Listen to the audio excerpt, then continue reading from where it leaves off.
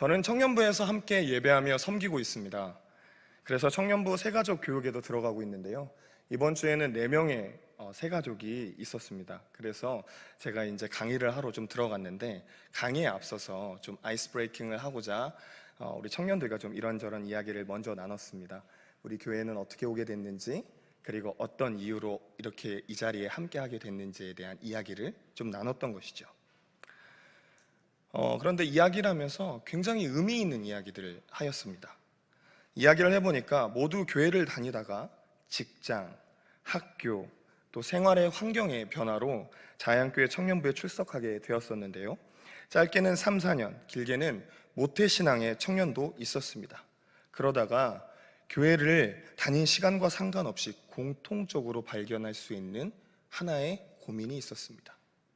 그것은 바로 요즘 신앙생활이 습관이 되어가고 있다라는 것이었습니다. 신앙생활이 습관이 되어간다는 이야기를 들었을 때 우리 삶에 신앙생활이 필수 조건이 된다는 의미에서는 참 긍정적이었습니다. 그러나 무미건조한 종교 습관이 되어간다는 의미에서는 참 부정적이었습니다. 하나님을 사랑하고 하나님의 은혜를 사모하는 마음에서 신앙생활을 하다가 요즘은 내 종교가 기독교니까 교회에 가야지, 오늘은 교회에 가는 날이니까 교회에 가야지 라는 마음으로 교회에 오고 있다는 것입니다.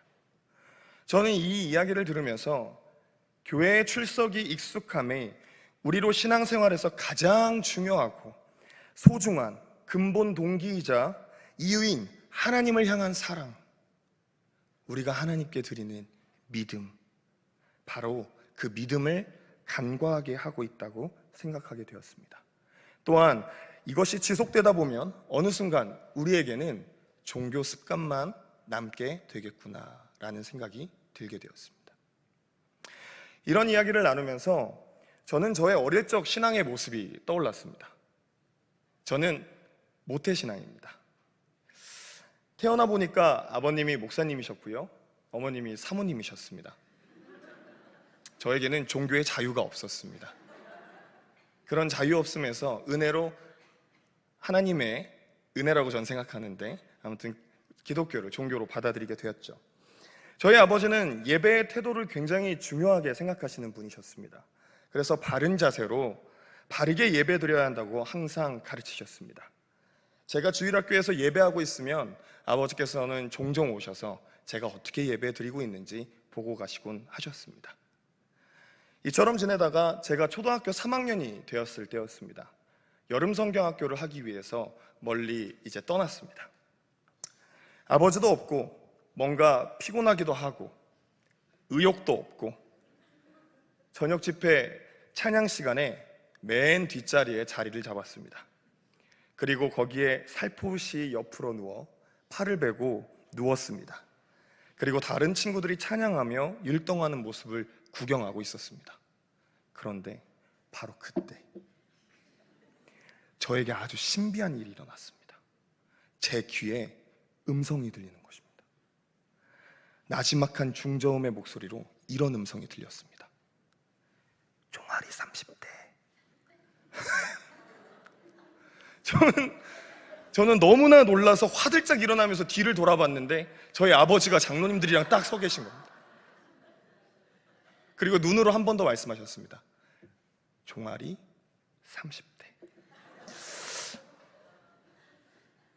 저는 한 번 하신다면 하시는 아버님께 호소하였습니다. 아빠, 잘못했습니다. 제가 정말 아니라고 어리석었습니다 라고 호소하는데 저희 아버님께서는 이미 장로님들과 퇴장하고 있으셨습니다. 저는 그 자리에서 아버지의 뒷모습을 바라보며 아, 이제 끝이구나. 그래서 그냥 쭉 그 자리에 누워서 있었습니다.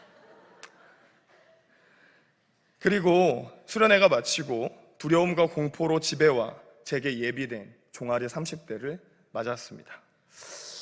생각해보면 제게 그때는 하나님을 사랑하는 마음과 하나님을 내 주로 믿는 믿음이 나로 예배하게 하기보다는 아버지에 대한 두려움, 예배를 드리지 않았을 때 오는 나의 불이익과 혼남에 대한 공포가 저로 하여금 예배를 드리게 했던 것 같았습니다. 그러니까 성경학교 갔을 때 예배하는 게 동기가 없으니까, 우리 아버지가 없으니까 자유롭게 행동하게 되었고, 그런 어리석음은 종아리 30대라고 하는 비극적인 결말을 맞게 된 것이죠. 지금 생각해보면 너무나 귀여운 사건인 것 같습니다. 저를 깊이 돌아보게 하는 사건. 저는 이 사건이 머릿속에 스칠 때마다 제 마음에 아주 묵직한 질문이 탁 남습니다. 지금 나는 무엇 때문에 예배하고 있는가? 하나님을 사랑하고 믿는 믿음으로 예배하고 있는가? 하나님을 향해 생명력 있게 살아있는 믿음으로 신앙생활하고 있는가? 오늘 우리가 함께 본 본문에서 바울은 바로 이것에 대해서 우리에게 이야기하고 있습니다. 오늘 본문인 로마서는 바울이 로마 교회에 있는 로마 교회 성도들을 향해 쓴 편지입니다.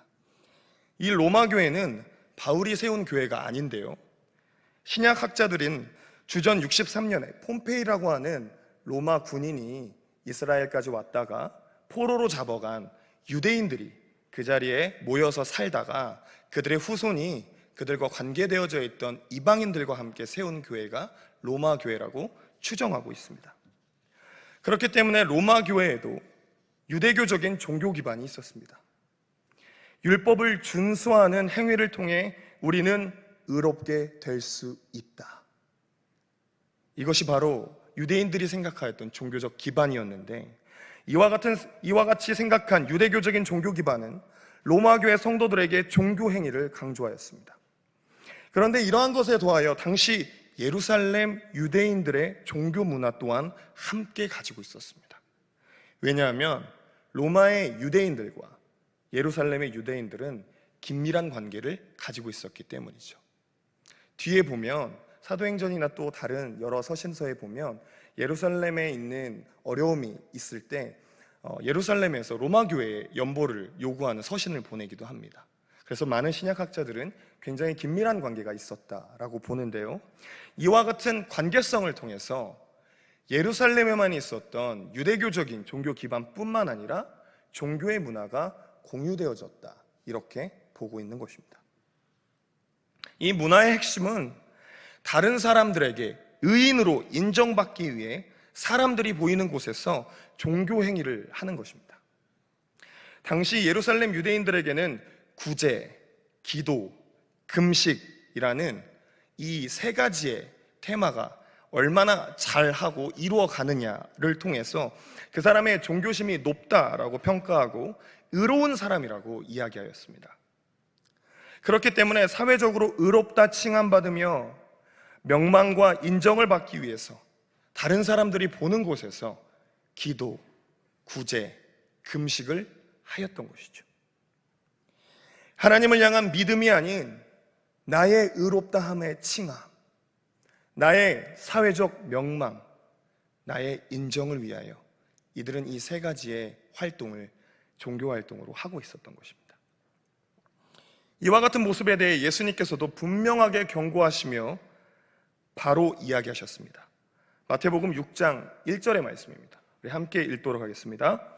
사람에게 보이려고 그들 앞에서 너희 의를 행하지 않도록 주의하라. 그리하지 아니하면 하늘에 계신 너희 아버지께 상을 받지 못하느니라. 예수님께서 이 말씀을 통해 목적과 동기가 퇴색된 종교활동은 의미가 없음에 대해서 분명하게 경고하시고 말씀하고 있는 것입니다. 종교 행동 자체가 나쁘다는 것이 아니라 그 행동을 왜 하고 있는지, 그 행동의 이유와 그 행동의 동기와 그 행동의 목적이 무엇인지에 대해서 예수님께서 꼬집어 말씀하신 것이죠. 그런데 이와 같은 예루살렘 유대인들의 모습이 로마 교회에 다니고 있었던 우리 성도들에게도 있었다는 것입니다. 그래서 이것을 알고 있었던 바울은 오늘 말씀 1절에서 3절 말씀을 통해 이렇게 이야기합니다. 같이 읽겠습니다. 그런즉 육신으로 우리 조상인 아브라함이 무엇을 얻었다 하리요? 만일 아브라함이 행위로서 의롭다 하심을 받았으면 자랑할 것이 있으려니와 하나님 앞에서는 없느니라. 성경이 무엇을 말하느냐? 아브라함이 하나님을 믿음에 그것이 그에게 의로 여겨진 바 되었느니라. 바울은 이들이 가장 자랑스러워하고 존경하는 인물인 아브라함을 등장시킵니다. 그래서 이 아브라함 또한 어떤 사람이었는지를 분명하게 이야기합니다.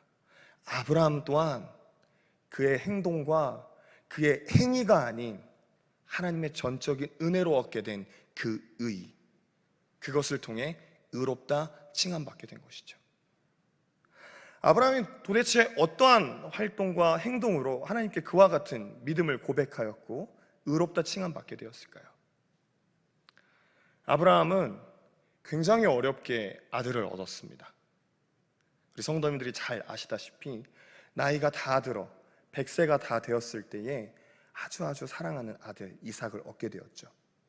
그런데 이 이삭은 이처럼 너무나 늦은 때에 얻은 소중하고 귀한 아들 그 이상의 의미가 있었습니다. 그것은 바로 하나님의 언약, 아브라함을 향한 하나님의 소명이었습니다. 하나님께서는 아브라함을 통해 열방의 아버지가 되겠노라, 너를 통해 이 땅에 자손이 있게 하겠노라 라고 하는 약속을 세우시며 아들을 주신 것입니다.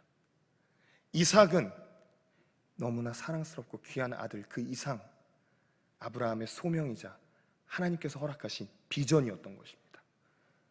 그런데 이와 같은 아브라함에게 이런 이삭보다 더한 것이 있었습니다. 그것은 바로 하나님을 향한 사랑, 하나님을 향한 믿음. 이것을 아셨던 하나님께서는 그렇게 귀하고 소중한 아들을 번제로 바치라고 이야기합니다. 그래서 아브라함이 그 아들을 바치려고 하죠. 그런데 하나님께서 그 모든 과정들을 통해 아브라함의 믿음을 보십니다. 그리고 의롭다 칭하게 하시는 것이죠.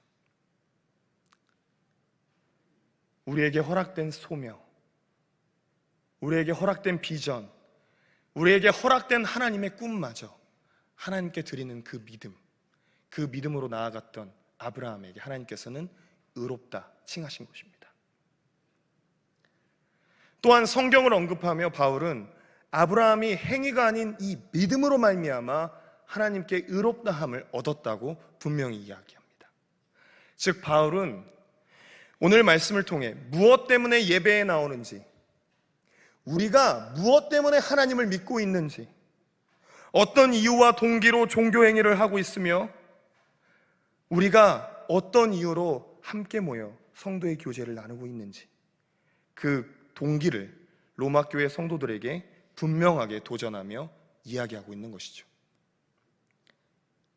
바로 믿음, 하나님을 향한 믿음, 습관적인 종교 생활이 아니라 살아 숨쉬는 하나님을 향한 믿음, 바로 그 믿음으로 예배하며 신앙생활하기를 바울은 도전하고 있는 것입니다. 사랑하는 성도 여러분, 저는 말씀을 준비하면서 참 부끄러웠습니다. 왜냐하면 저도 이 말씀 앞에서 자유롭지 못했기 때문입니다. 사도 바울의 이와 같은 도전이 말씀을 준비하는 저를 깊이 있게 돌아보게 하였고 제 신앙의 옷깃을 다시금 여미게 하였습니다. 그리고 하나님의 자비하심의 은총에 기대어 깊이 회개하게 하였고 하나님을 향한 생생한 믿음을 간구하는 기도를, 소망을 담아 드리게 하였습니다. 바라기는 이 자리에서 함께 예배하는 우리 모두에게 로마 교회 성도들에게 하였던 바울의 도전이 생생하게 전달되어지는 은혜가 있기를 주님의 이름으로 축복합니다. 그래서 하나님 앞에서 진실하게 자신을 돌아보며 나의 모든 것들을 내려놓고 다시 한번 회개의 자리로 나아가고 다시 신앙의 옷깃을 여미게 되는 하늘의 은총이 있기를 주님의 이름으로 축복합니다. 그때 주님께 회개하며 나아가는 심령마다 용서하시는 하나님의 자비의 은혜가 경험될 줄로 믿습니다. 또한 냉랭했던 우리의 신앙, 냉랭했던 우리의 종교 생활에 계속 품고 계셨던 하나님의 따뜻한 온기가 느껴지는 귀한 은총이 있을 줄로 믿습니다. 그래서 우리를 향해 변함없이 주시던 하나님의 은혜, 우리의 영혼에 차고 넘치도록 쏟아지는 하나님의 은혜가 다시 한번 경험되는 은혜가 우리 모두에게 있을 줄로 믿습니다. 그래서 믿음으로 의롭게 된 아브라함과 같이 믿음으로 하나님께 의롭다 칭함을 받게 되는 저와 여러분 되시기를 주님의 이름으로 축복합니다. 살아있는 믿음으로 기쁘고 행복한 신앙생활을 하게 되는 저와 여러분이 되시기를 주님의 이름으로 축복합니다. 이 시간 함께 기도하겠습니다.